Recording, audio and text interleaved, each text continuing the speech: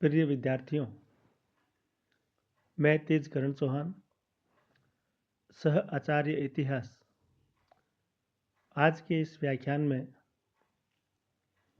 हम मौर्य साम्राज्य के पतन के कारणों के बारे में चर्चा करेंगे।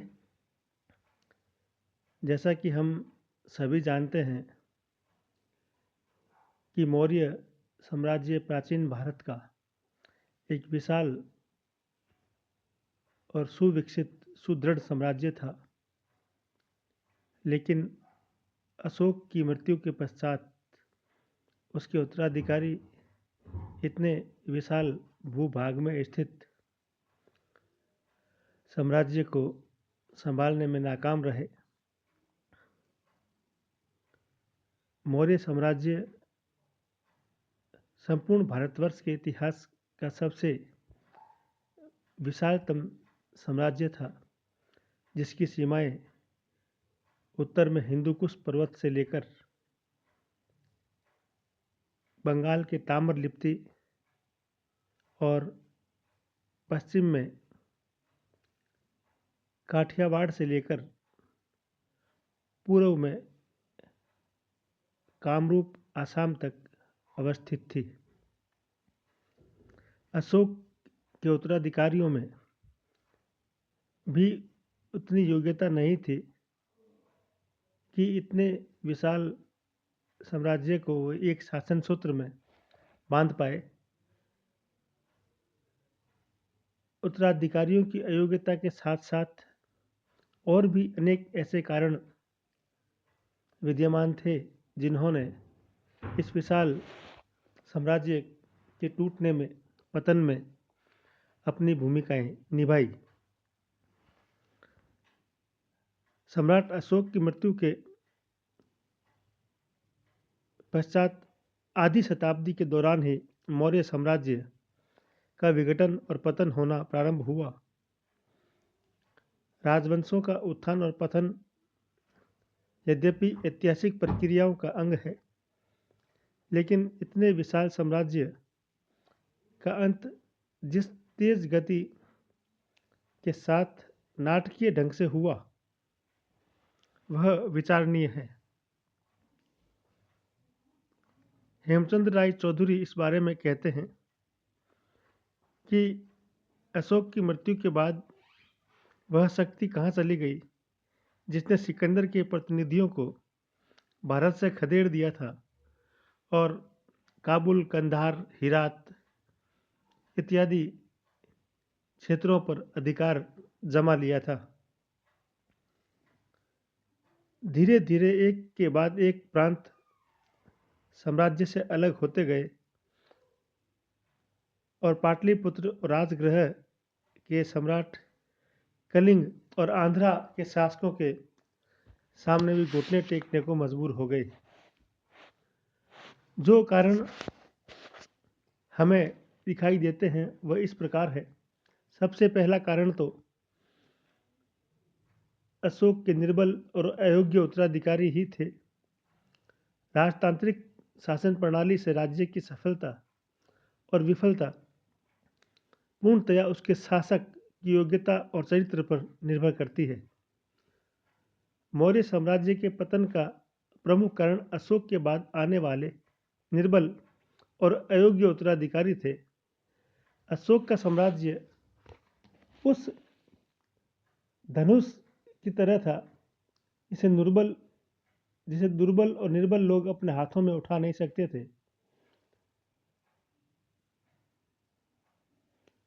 अशोक के पुत्रों में इतनी योग्यता नहीं थी कि उसके विशाल साम्राज्य को वे संगठित रख सकते। विघटन का जो खतरा स्वयं उसके राज्याभिषेक के समय मंडरा रहा था, उसकी मृत्यु के बाद वह सत्य हो गया। राजतरंगिणी से जानकारी प्राप्त होती है कि अशोक की मृत्यु के पश्चात उसका एक पुत्र जालोक कश्मीर में स्वतंत्र शासक बन गया और बौद्ध लेखक तारानाथ लिखते हैं कि वीरसेन ने गंधार प्रदेश में स्वतंत्र राज्य की स्थापना की। यद्यपि अशोक के बाद साम्राज्य के औपचारिक रूप से दो हिस्सों में बंट जाने के कोई ठोस प्रमाण हमें प्रतीत प्राप्त नहीं होते हैं, लेकिन यह अवश्य जानकारी होती है कि कश्मीर और गंधार सहित पश्चिम और उत्तर भारत का क्षेत्र मौर्यों के हाथों से निकल गया था। इसी प्रकार दूसरा कारण जो हमें दिखाई देता है वह था अत्यधिक केंद्रीय भूत शासन। डॉक्टर रोमिला थापर लिखती है कि मौर्य शासन इतना अधिक केंद्रीय भूत था कि एक योग्य शासक ही अपने और अपनी प्रजा के कल्याण के लिए उसका उपयोग कर सकता था। केंद्र से पूरे साम्राज्य के शासन तंत्र में शक्ति का संचरण होता था, अतः केंद्रीय नियंत्रण के कमजोर होते ही प्रशासन स्वतः ही शिथिल हो जाता है। यही क्योंकि इसमें कोई आंतरिक स्थायित्व नहीं होता है। शासन के इस अतिवादी केंद्रीकरण के कारण अशोक की मृत्यु के बाद उसके उत्तराधिकारियों की असमान गुणवत्ता की स्थिति में साम्राज्य का ढांचा बड़ी तीव्र गति के साथ शिथिल हो गया और टूटने लगा। ऐसी स्थितियों में साम्राज्य का विखंडन अपरिहार्य था। इसी प्रकार साम्राज्य के दूरस्थ प्रांतों में दमनात्मक शासन होना भी इसके पतन का कारण बना।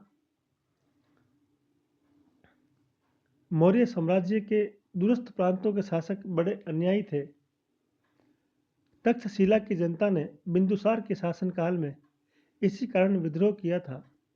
दिव्य अवदान के अनुसार जब तक्षशिला में विद्रोह को दबाने के लिए राजकुमार अशोक वहां गया तो वहां की जनता ने उससे निवेदन किया था कि न तो हम कुमार के विरुद्ध हैं, न हम बिंदुसार के, परंतु दुष्ट अमात्य हमारा अपमान करते हैं। दिव्य अवदान से ही उल्लेख प्राप्त होता है कि सम्राट अशोक के काल में तक्षशिला में पुनः विद्रोह हुआ और इस बार भी उसका कारण दुष्ट अमात्यों का व्यवहार ही था। डॉक्टर राय चौधरी भी कहते हैं, इसमें कोई संदेह नहीं कि दिव्य अवदान बाद का ग्रंथ है, परंतु इसमें लिखी गई मंत्रियों की दुष्टता की पुष्टि अशोक के कलिंग अभिलेख से भी होती है। कलिंग अभिलेख में अशोक अपने अधिकारियों को दी गई विशेष और अतिरिक्त हिदायतों से यह ध्वनित होता है कि कलिंग में अधिकारियों का कुप्रशासन व्याप्त था। इस प्रकार दूरस्थ प्रांतों में अधिकारियों के दमनात्मक शासन के कारण विद्वानों का यह मानना है कि बहुत पहले से ही मौर्य साम्राज्य के दूरस्थ प्रांतों की वफादारी में कमी आने लग गई थी। यद्यपि अशोक ने इस कुप्रवृत्ति को रोकने का प्रयास किया, पर उसके सहायक अधिकारी ठीक नहीं थे। पश्चिमोत्तर के जिन प्रांतों में बिंदुसार के समय से ही जनता दुष्ट मंत्रियों के शासन से परेशान थी, वे प्रांत सबसे पहले मौर्य साम्राज्य से अलग हुए। इनके साथ साथ मौर्य साम्राज्य की नौकरशाही व्यवस्था की संरचनात्मक कमजोरियां भी विद्यमान थी, जिन्होंने मौर्यों के साम्राज्य के पतन में एक अहम रोल निभाया। डॉक्टर रोमिला थापर ने मौर्य साम्राज्य में नौकरशाही व्यवस्था की संरचनात्मक कमजोरियों की ओर ध्यान आकृष्ट किया है। उनका ये मानना है कि मौर्यों का प्रशासन यद्यपि व्यावहारिक दृष्टि से सुसंगठित नहीं था, उसमें कुछ बुनियादी कमजोरियां थी जिनके कारण उनका असफल होना निश्चित था। नियुक्तियों में निरंकुश प्रणाली की ओर ध्यान आकृष्ट करते हुए वे कहती हैं कि इसमें महाराज्यपालों द्वारा नियुक्त पूरे शासन तंत्र में नियुक्तियों के मामले को लेकर यही पद्धति दोहराई जाती थी। एक सुयोग्य और सुप्रशिक्षित नौकरशाही राजनीतिक अस्थिरता के दौर में भी प्रशासन को संगठित और गतिमान बनाए रखने में सक्षम हो सकती थी। इस संबंध में उन्होंने चीन के अधिकारियों के चयन के लिए की जाने वाली परीक्षा प्रणाली और भारत के ब्रिटिश प्रशासकों द्वारा अधिकारियों के चयन के लिए ली जाने वाली नियमित परीक्षाओं की उपयोगिता की ओर ध्यान आकृष्ट किया है। वे कहते हैं कि अगर मौर्यों ने भी ऐसी ही नियुक्ति प्रणाली को अपनाया होता तो उनका प्रशासनिक ढांचा संभवतः इससे बेहतर और योग्य हो सकता था और मौर्य साम्राज्य अधिक दिनों तक जीवित रह सकता था। इसी प्रकार साम्राज्य के बहिर्वर्ती क्षेत्रों में भौतिक ज्ञान का प्रसार हुआ। मगध साम्राज्य का विस्तार कतिपय मूलभूत भौतिक श्रेष्ठताओं पर निर्भर था। मगध साम्राज्य के विस्तार के फलस्वरूप मध्य भारत, दक्कन और कलिंग में इस भौतिक ज्ञान का प्रसार होते ही गंगा घाटी, जो साम्राज्य का मर्म स्थल थी, अपनी विशेष श्रेष्ठता खो बैठी। इस संबंध में डॉक्टर रामशरण शर्मा का ये कहना है, लोहे के औजारों और हथियारों का बाह्य प्रांतों में नियमित प्रयोग तथा मौर्य साम्राज्य का ह्रास और पतन साथ साथ हुआ। वो कहते हैं कि मगध से प्राप्त भौतिक संस्कृति के ज्ञान के आधार पर इन बहिर्वर्ती प्रदेशों में नए राजवंशों की स्थापना और विकास हुआ, क्योंकि गंगा घाटी के भौतिक ज्ञान, विशेषकर लोहे के औजार और हथियारों का ज्ञान विकास के साथ साथ इन प्रांतों तक पहुंचा और वहां के प्रांतों के निवासियों ने उन चीज़ों को अपनाकर वहां भी उतना ही भौतिक विकास कर लिया, जिसका प्रभाव हमें मौर्य प्रशासन के अंत के रूप में देखने को मिलता है। मध्य भारत में शुंग और कण्व वंश, कलिंग में चेदी वंश और दक्कन में सातवाहन वंश का उदय हुआ, जो मौर्य साम्राज्य के मध्यवर्ती क्षेत्रों में हुई भौतिक प्रगति और भौतिक ज्ञान के प्रसार का परिणाम था। इसी प्रकार मौर्य अर्थव्यवस्था पर अतिरिक्त दबाव बढ़ने लगा। प्रोफेसर डी कौशाम्बी का यह मानना है कि उत्तरकालीन मौर्यों के समय में अर्थव्यवस्था संकटग्रस्त थी। इसी कारण नए नए कर लगाए गए थे।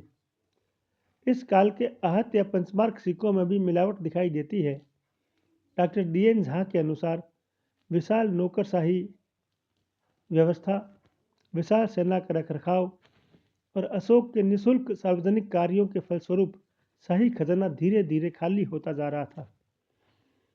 इन दोनों विद्वानों के मत को पुष्ट करने वाले ठोस प्रमाण यद्यपि उपलब्ध नहीं है, बल्कि दूसरी ओर विदेशी वृत्तांत और समकालीन भौतिक अवशेष अर्थव्यवस्था की विकासमान स्थिति का चित्र प्रस्तुत करते हैं। इसी प्रकार अशोक का उत्तरदायित्व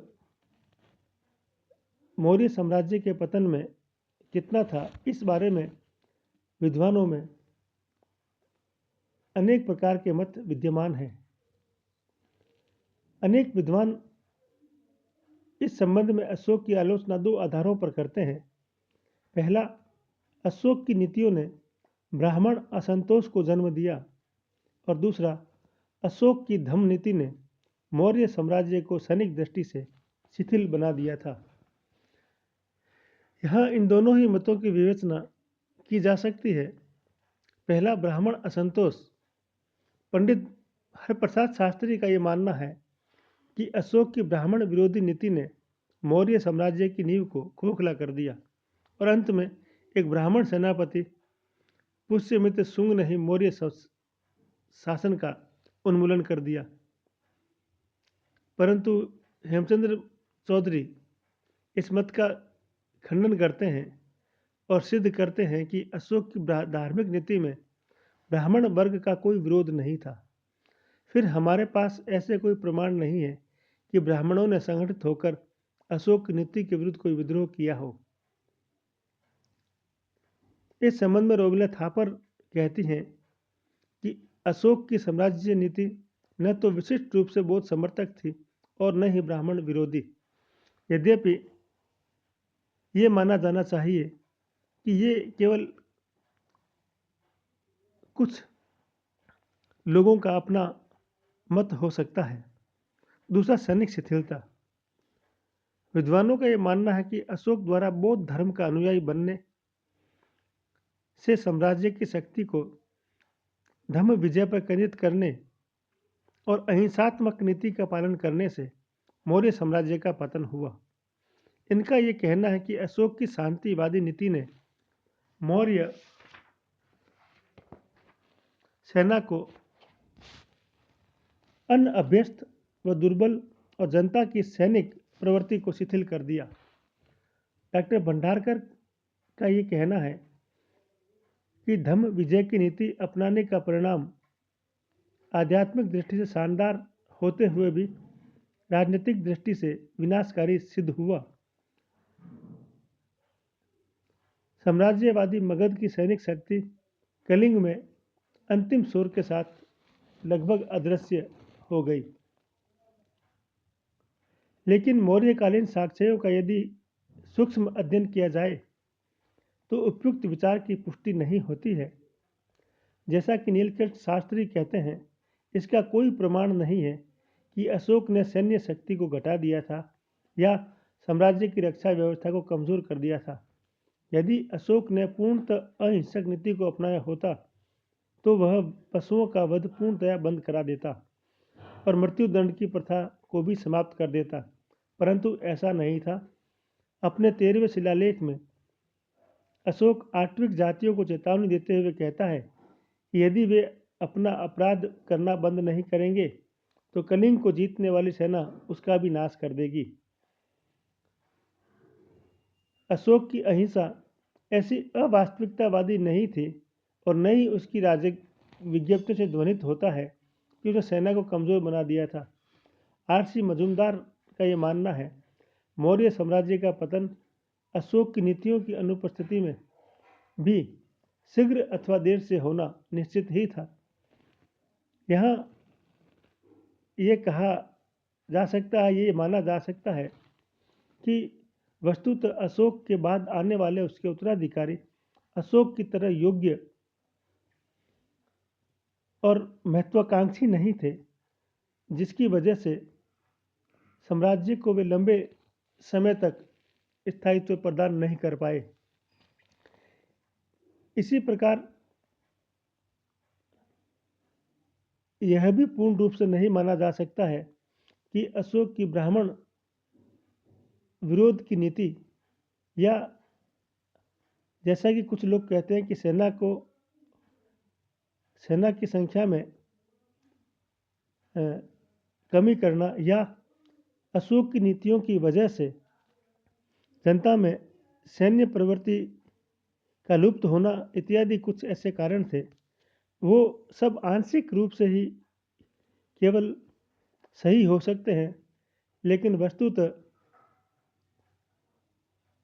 सबसे बड़ा कारण जो हमें दिखाई देता है वह यही होना चाहिए कि इतने बड़े विशाल साम्राज्य की स्थापना करना जैसे किसी योग्य व्यक्ति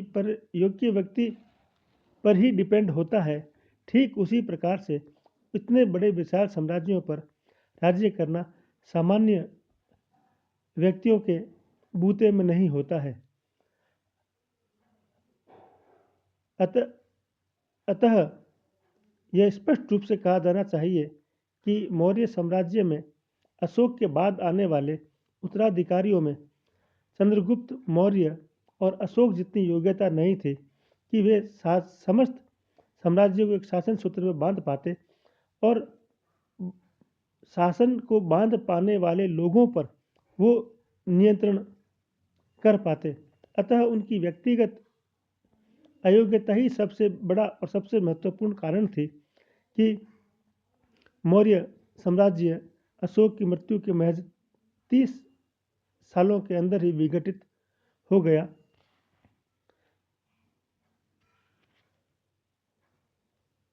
अशोक के पश्चात मौर्य साम्राज्य के विघटन में कई कारण विद्यमान थे, जिन्होंने अपने अपने ढंग से मौर्य शासन को कमजोर किया और एक विशाल साम्राज्य का पराभव कर दिया। धन्यवाद। जय हिंद, जय भारत।